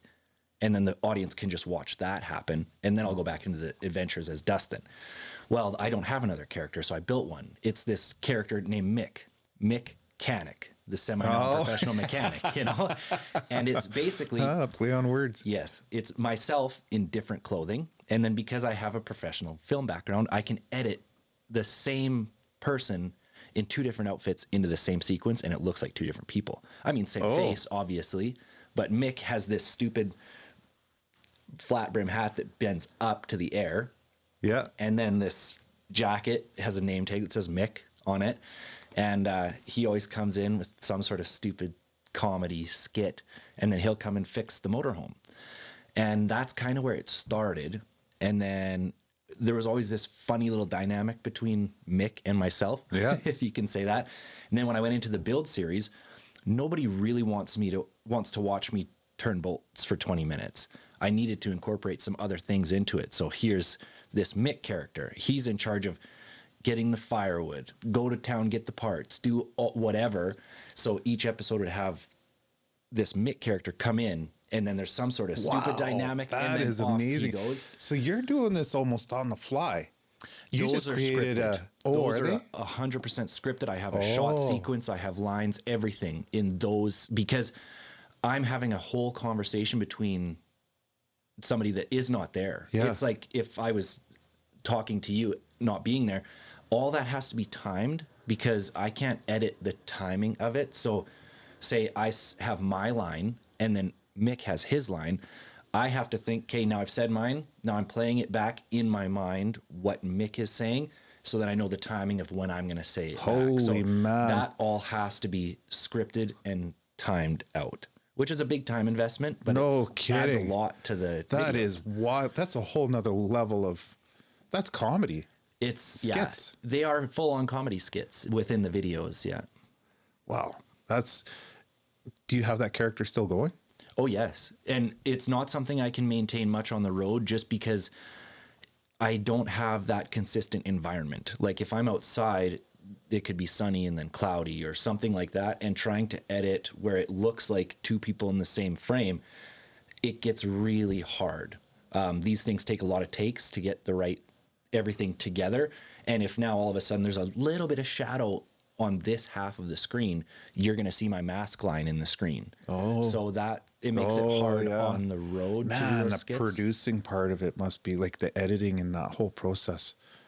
The editing's easy. It's a really straightforward edit. It's the thinking that it takes, like all the timing that goes into that, so it looks like a conversation instead of a rehearsed thing.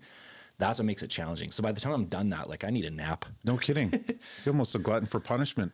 Almost, yeah. I guess like so. talk about putting on a workload. That's pretty cool, though. But people like it, man. Yeah, and it makes them laugh. And like of all the emotions to share, I want to make somebody cry and I want to make somebody laugh. Those are the two real great ones. And these skits do it. So the time investment is just not even a question for me. Like when I'm around somewhere where it's possible, it's going to happen. Just unfortunately, it's hard to do on the road. Yeah. Well, and it came out of, I guess, a necessity for you to keep things kind of going. Yeah. Yeah, it started as necessity and then turned into my greedy audience working me like a mule. Oh, that adds another element or it does. layer. Yeah, yeah. So how, with this whole thing being remote, how did Starlink have an effect and give you the freedom? Changed my life drastically. Unfortunately, my Starlink is broken right now. Yeah, that's unfortunate. But no, that's allowed me to stay in these locations for weeks at a time. Whereas before I was out, I would film and then I have to come back and edit because people forget that like a drone doesn't record audio. No. But when you're creating a video, you're very limited to what you can utilize to make that video good. And a lot of people just forget about audio.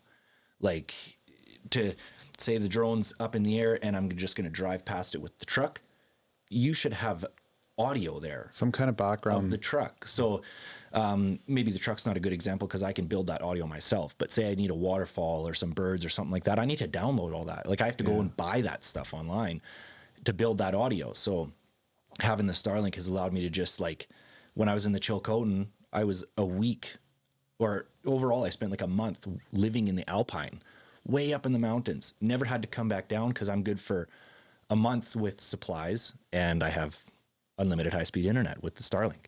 Yeah, Starlink is a game changer for a lot of different people. Have you noticed restrictions? Like as far as area? Like if far north, I noticed it because I use it for work a lot and it's a game changer. Even when it comes to communicating with people with my phone, I just switch it to Wi-Fi calling. And then, of course, the internet for the ability to do what I need to with reports and whatnot. But I found about mile 132 on the Alaska Highway, my internet goes down. Oh, really? Yeah, like the service. And then there's little hot spots. So I went on Starlink's website and they have like the map of where they've got the service. And it seems to go obviously a little more south where it's quite a bit better. I don't have much of an issue with it here, although I don't do a lot of like the live streaming or online real-time recording because it's wireless. So without that really solid, steady connection, I'm constantly like, I quit doing that altogether, even though it's good, but it's got its limitations. So have you gone like with where you're going all the way up to Telegraph Creek and maybe other areas?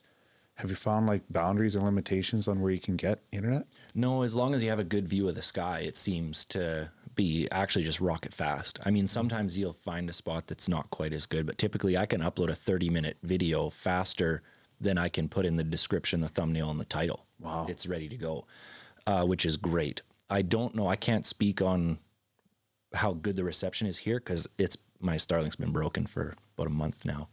Which is a friggin' bummer, dude. You haven't hard mounted though, don't you? No, because I really, really like to disconnect. Part of going to these isolated spots is because I love not having a phone, especially now that I have such a presence online. I'm just consumed by something that I didn't really want part of. Yeah. I'm not complaining about it, sink a but bit. it's tough to always just be on that phone, especially when you're somebody that's passionate about the outdoors. Yeah. So I just made the conscious decision when I was building this truck to not hard mount the Starlink. When you look at that aluminum pole on the back, that's where it goes. So it's all wired in and ready to go. I just have to stick it in the top of the pole. But it was a bit of I don't know if it's an issue that came up because of the way I installed it or if the cable is just damaged, but I'm having cable issues, but I've read that that's very common for that generation of Starlink. Everyone's cables are breaking, I guess. Yeah, mine. If I've got two systems, I've got one for home, permanent mount, and then I've got a remote where I use it for work and I can use it wherever. And I find that cable that goes right into the dish itself, it's just a USB-C for a connection in there. And I'm having issues with it. You get any kind of moisture. Like the setup of the Starlink is amazing. But it's just repetitive use. You know, all the connections that are a little bit more delicate they wear out. Yeah. I have to put some thought into it because it is just such an asset to my business now. Yeah. I really need to keep that thing going. So I don't know if the answer is to buy a second, like a spare cable or find a better way to mount it. I think what I'm going to do is I'm going to cut the bottom of that pole right off. I'm going to wire in my own connector, build my own connection for it. Oh, really? I think so. Yeah. Oh, cool. I see guys around here hard mount it and they'll have it on while they're driving down the road. I see that. Yeah. And I don't know how well that works, but a lot of people do it. So it must work pretty decent. I'd rip it off. Unfortunately, like I'm going through such dense forest sometimes. If that thing was hard mounted, it would get wrecked. I ripped the aluminum roof rack right off the rig this year. Oh, really? Yeah. Hi. Just low-lying branches. And, Well, I'm taking a truck with a camper down roads that a regular truck hasn't gone down in years. It took me 3 days to chop the road up into the Alpine with that truck this year. So I'm not, and I was doing it with a handsaw. So I'm only chopping these trees as far as they need to be chopped. And some of those big branches. They're pretty tall too. They're high up there. High up there. Do you have tire chains? I don't have chains. No. Wow. No. Dustin, I gotta get tire chains. It's a dually with 4-wheel drive. A set of singles. Yeah. It's something like, from the Yukon to here, the roads have been atrociously bad. So I've kind of put some thought into that recently. Maybe I should have a set of chains. I always did have in the motorhome, but with this rig having the 4-wheel drive and smaller, more maneuverable rig, I couldn't prioritize that. And you've got weight. I was just kind of harassing you a bit there. I guess you've got weight over your drive axle and everything, but seems like up here. Even for my pickup, I got tire chains because especially in the snow and you get out in the back. Yeah. Oh, let me tell you, it's a nightmare without it. I'm putting some big thought into whether or not I want to do some winter Canada things this winter instead of going south or as a combination of as well as going south. So I need to start putting some thought into that kind of stuff because like summertime, I'm not going in enough mud where I'm going to need chains. But in the winter, it's a different story. So swap the boat out for a sled. Yeah, might have to. That'd be cool. Yeah. So Tell me a little bit about, I guess, your oil and gas background. Sure. You mentioned that in your bio that there was a little bit in there, but it was kind of glazed over. What's your experience with oil and gas industry? So after high school, right away I went to Kelowna for 9 months and then off to Vancouver to try and become a stuntman, and bankrupted myself there. And unfortunately, at that time, my parents were going through a divorce. Everything's good now. Everyone's back together and family's good. But at the time, I didn't have much of a support system and didn't have anywhere to go. So ended up looking for camp work. Didn't have money or a home. So my option was camp. Yeah. So I ended up going to Conklin, Alberta. I was just driving crew truck and spent a whole winter in that camp. Made a bunch of money, got a bunch of certificates, and then started my career on the oil patch. Went all over Alberta, Saskatchewan, northern BC. Yeah. Ended up landing here at the tail end of my oil patch career. Being Fort St. John? Fort St. John, yeah. Cool. So then by the time I was here, I worked for Continental Pipeline for a little bit, and then a small little family company called J. Gordon Services. They were oil patch logging company. They treated me really good. Great company. So I did that for just shy of a year here in town, and then back to Williams Lake to start my short career in the lumber industry before becoming a filmmaker. Well, if you're going to be in BC, you're going to be in some kind of industry, farming or agricultural, mining, oil and gas industry. If you're up north, seems to be dominant. Yeah. I mean, I'm thankful for that time in my life. It taught me a lot about what it takes just to live and exist out in these places. Taking a vehicle, like I just came from Yukon to Dawson, or from Yukon to Fort St. John and on a sheet of ice with a 12,000 pound truck. Never would have had the confidence to do that if it wasn't for all that. Like my first 6 months in that camp, I was just driving crew truck on ice roads. Yeah. So it gave me the confidence to be able to do that. So looking back, it's taught me. It gives you not weird skills, but unique skills that you wouldn't expect you would gain. I mean, the whole approach on things and the aspect and mindset with things, it's a lot different. It's hard to explain, but you do become a little bit of a, I guess not a master of really anything, but you become an expert in just about everything. Yeah. Well, that's it. Like people forget the danger that comes with the oil patch work. Doesn't matter what kind of job you're doing.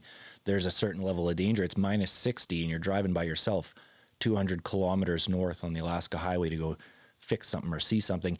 You need to be fiercely independent. Yeah. Like it's no joke out there. Like with modern technology now, and I see things have changed a lot since when I was working here. I cannot believe the expansion of some of these leases I was working on out here. There's whole facilities set up now. Yeah. It's crazy. So it's not nearly the sparse drive that it used to be. Like friggin' 101 now is a town. Yeah. It's crazy. Everything's just a gas station when I was there. Now it's also a liquor store. I was surprised to see that. It's always been a liquor store. Has it really? Yeah. Oh. Yeah, that building that you're seeing now was built right in front of the old one. And or no, sorry, that's a lie. It was right in behind. So they had the old building and then they were building the new one that you see now in behind there at the same time. And for a period of time there, they couldn't get the liquor license for the new building for whatever. Oh. So you had to buy all their Chester's chicken that they're famous for in one building, and then the liquor was over in the other building. Oh, the original one. I don't even have a memory of that then. It was a while ago. I was just surprised to see, like, because I guess there is the camp right there, but most of the traffic going by is people going back and forth, and I just imagine the amount of people cracking a tall boy coming back to Fort St. John. So that's a bit of a concern, but hey. Yeah. Things have changed quite a bit. Yeah. Yeah. But it's nice. Like it's nice to come back through here, but it was certainly more emotional than I thought it was going to be. Really? Yeah. How so? I mean, that whole chapter of my life was very important, but it's sad. There's a lot of grief that comes along with that. I haven't been back to this town since I left. And now 3 years in a row running north up the Cassiar, I've never taken the Alaska Highway back. This year I thought, well, I'll just do this full loop. Now I'm seeing these big work trucks, same decal down the side as it was before, pulling into the same lease that I was working on before, same coveralls, guy with a cigarette hanging out the side of his mouth, and I can just relate to what his work day is just about to be. Now here I'm coming in with my own business, my big diesel truck, and I'm all proud of what I've accomplished. It's just they're so different. And for me to like intimately see each side of that is just, I don't know. It was more emotional than I thought coming back through here. What do you mean grief? I'm not sure what that means. I can't get too into it. Personal Pretty grief? personal Okay, stuff. But all right. there was, like 2 years of my life were pretty sad and challenging. Okay. Yeah, we don't have to touch on that. I thought maybe it was like a relation to the actual work, but Oh, I loved the work. the work is something that I want to expand on, as I go on with this whole podcast thing. But I'm shocked with someone that's in it. I'm finding it difficult to try and crack that egg, believe it or not. I'm actually finding it oddly surprising because nobody really wants to talk about the oil and gas industry itself because there are a lot of different layers. Like there's so much more to it that needs to be explored because they've got the money aspect, you've got the cultural aspect, you've got the demand on it as far as what that puts on people individually and family units. What it takes, just the requirements it takes with the work days and all the different elements. And then now you're getting into a bit of a cultural shift within the industry itself as far as, there's old school that everybody is really happy to have been done away with. And they relish a safety culture and dynamic without having to be a part of it. And it's offsetting personal application and the value of experience and knowledge. And it's creating this really weird dynamic that is interesting. I feel like we're in a moment of flux of trying to transition how to deal and approach what we would normally do as an everyday job. And to try and break that down so that it represents things in the way it should be is tricky. And I don't think anybody wants to approach it. And I'm having a hard time. I mean, out of anything, that's probably the most challenging for me to be able to get someone to come down, actually just have a unscripted conversation about, because there's a lot more to it than people realize. I really enjoyed the work, actually. Like I started out driving crew truck and then went into the drilling rigs, started as a lease hand and then roughneck. Really fascinating jobs, interesting people. It is honestly, it's the people that made the work hard, mostly on the drilling rigs. A lot of drugs, a lot of steroids, and temper tantrums. And like my very first day on board, on working on the oil patch, I really didn't know what to expect outside of everyone had told me about all of the drugs. And then I get there and they flew me to Edmonton. Then I got the crew truck, drove to Saskatoon, picked up the crew, then off to Conklin, Alberta. So I had been kind of getting to know the guys for maybe 5-6 days, something like that. And then I drive the first crew to the site. It was minus 30 something, maybe close to minus 40. This guy just has a full meltdown in the back of the truck, takes off his boots and runs out in the snow. Wow. Nobody ever saw him again. Really? And everyone went to work like it was regular. It was just the craziest thing. I'm sure it's much different now. Like, yeah. I mean, it is a lot different in that aspect. It does have a bit of, there's positive and there's negatives in a lot of, I think, just about any industry or profession. That is definitely an element that still kind of is lingering. To be quite honest with you, that's something that's kind of it's overspilled into culture in general. I mean, we have safe injection sites right beside daycare schools now and it's completely acceptable. And then we focus on the work environment as it being old school and intolerable. I think that's a thread that's right across the board. I mean, it's legal now to have heroin on any one given person, and then you're trying to separate that from a work environment. Having said that, you do gravitate to people come up. This area, like we first talked about, is an area and a region that I love. I mean, there's a countryside. There's an attribute that is something that you don't just get anywhere. But then at the same time, it's not something people gravitate to when they're thinking of a vacation place or somewhere they want to move to. Right? You're not thinking of Hawaii and going, I'm going to get a really cool job there. You know, it's going to be something that's going to be leisure. And the opposite's true here. You don't think of coming to northern BC because it's an attractive image you have in your head.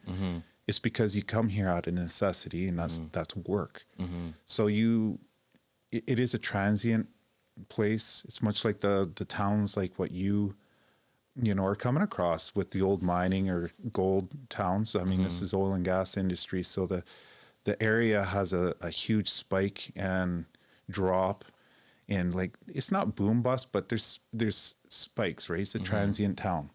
You have busy and low seasons, and you attract a lot of people that are looking to be able to make money out of, they have no other option or choice. I will tell you, I get along probably the best with people around this area, because these are people that really know what it's like to work.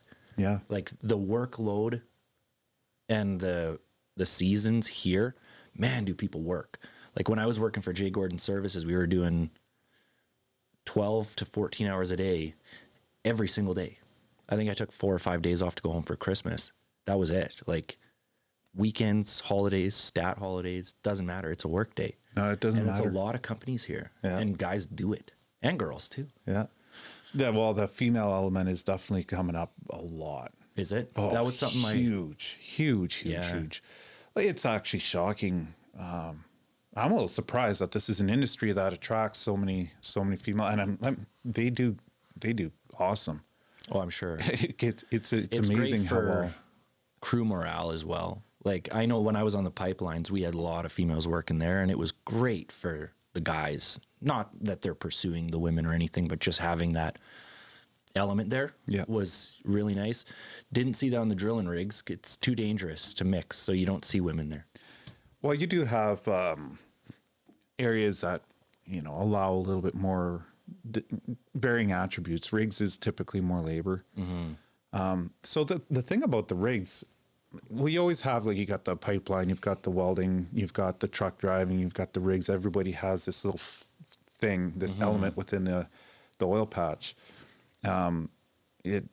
Women typically get into a little bit more of the, you know, I guess cementing, the more the technical end of things, and then shy away from a little bit more labor intensive. But I find that the labor intensive allows you a broader knowledge and understanding of what's going on location, because you're interacting with all the other subtraits. So if you're on a rig, you get a pretty good understanding of what's not only going on downhole, but you're interacting with, like on a service rig, for example, which is kind of my background. You know, you're fracking, you're doing a workover, snubbing, it's coil. It's like all these different wireline, you know, different attributes. So you get a bit of a broader understanding of what every one of those aspects is, and how it applies to the work that you're doing. Whereas if it's more of a finessing or technical job, like let's say cementing or doing something particular, a wireline job, that's what you're doing. It's like a electrician on a job site.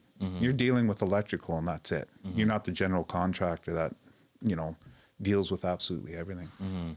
So weird. I'm talking to you more about oil and gas industry than anyone else, eh? It's fun for me to reflect back, actually. Yeah. That chapter did play a huge role in making me the person able to do what I'm doing today. So, well, that's awesome. Well, we should wrap things up here. Timeline here is getting a little bit on, but I'm telling you, it was a really good. I'm glad you came on. It was a really good chance to meet you and get to know kind of who you are and what you're doing. That rig. Actually, before I let you go, can you give me a rundown of the rig setup again? We started with it, but you've got something that we kind of grazed over with the boat and the overall package. So you've got almost like an overlander unit that is a little bit more dependent on season, but you've pretty much got it all in one package to be able to go in remote places, on water, on land, and pretty much camp out wherever you'd like, eh? Yeah, the boat that's a awesome friggin' thing that happened. So that was my first big sponsor on the channel. That boat's built by a company out of What's right beside Vancouver starts with an S. Surrey. Sorry about that. Built by a company out of Surrey called Swellfish. And the first season on the channel with the motorhome, I always knew I wanted to have a boat so I could get on the ocean. Not very far, but just want to get out and do some crabbing and fishing. And when I was in Campbell River, I was at this marina and I saw this little yellow inflatable boat in the dumpster. And I asked the marina manager, hey, can I have that boat? He said, yeah, it's got a big hole in it. So if you think you can fix it, by all means, take it. So I took it, and me and a fan patched it all. It had a 14-inch gash down the side of it. So we went and bought all this proper material to fix it and patched it up and let it sit for 24 hours and blew it up, and it held air. I couldn't believe it. So I started doing all these trips that I should never have done in that little boat. Big ocean trips on this little 9-foot inflatable. With a patch. With a huge patch down the side of it. And I called it the dumpster dinghy. It was just because I found it out of the dumpster, and it became quite a little character on the channel, actually. And I had made a joke in one video. I said, I love boating in the rain because you can see why your boat's been going flat. And then I pan down, it's just bubbling away in the water, right? It's got so many leaks in it. Well, the day that video went out, Swellfish reached out to me, and they said, hey, we'd like to help get you into a little bit of a safer boat. I said, well, it's great, but I don't really have it in my budget for an outboard. Like, I don't really have anything to facilitate a larger boat. He said, well, we're going to help with that too. Here's our list of our inventory. Just select what you want. Wow. So I picked their largest boat and a 20-horse Tohatsu off the shelf. First brand new things I've ever owned in my life. Man. And now that boat that's sitting out there right now, it's this first and only one I ever got from them. They've tried to upgrade me. I just can't get rid of that thing. It's the most traveled Swellfish boat in the world. Oh. It's been drug from Prince Rupert to Alaska to Mexico, back to Alaska, back to Williams Lake, now a whole other season over to Haida Gwaii. It's been in like 4 different oceans, tons of rivers, tons of lakes. It survived a grizzly bear attack. Three holes in there from a grizzly bear. And it just keeps going. Same with that outboard. It's been not abused, but heavily used for a 2-year-old outboard. It's just got tons of hours on it. Never let me down. Shout out to Swellfish. Yeah, they're a great company. It's turned into more of a friendship than a partnership, actually. They're just 2 brothers and a son, and they're doing this in the background. Oh, really? That's their company? Yes. And they do these boats in the background of their regular jobs. Oh, cool. Yeah, they're both, the son is young. He's maybe early 20s, something like that. So he's pretty focused on the business, but the 2 of them, very highly educated gentlemen, working big jobs outside of that boat company. Well, that's a good shout out. That's good to know. I'm going to throw that link in the descriptions. Yeah. It's, and if you're looking for a link, not to plug my channel or anything, but in every description of my videos, you'll find a link to their thing. No, we need to actually, that's a good way to wrap things up, because we need to kind of get people, informed as where can they find it? Because you've obviously YouTube. So what was YouTube is really the only platform that I am pursuing. I do have an Instagram and I have a TikTok, but they just drive me crazy. It's a great platform for people to reach out that are fans, but I don't put much on there for content. So YouTube's really the only thing. If you just go on Google or go on YouTube and type in Dustin Porter or Destination Adventure, it'll be the first thing that comes up. Oh, okay. Are you on Facebook? I am personally on Facebook, and I also have a Destination Adventure Facebook page, which is a good spot for people to reach out or find me as well. Every video gets posted on there, and a little bit of updates and stuff as well. Super cool. Yeah. Awesome. Yeah. Well, it was a pleasure. Thanks for coming out. Thank you for having me in. It's been a blast. What's your final, what do you say at the end of every video? Take nothing but pictures, leave nothing but footprints. And I'll catch you on the next one. Take care, guys. Yeah, thanks.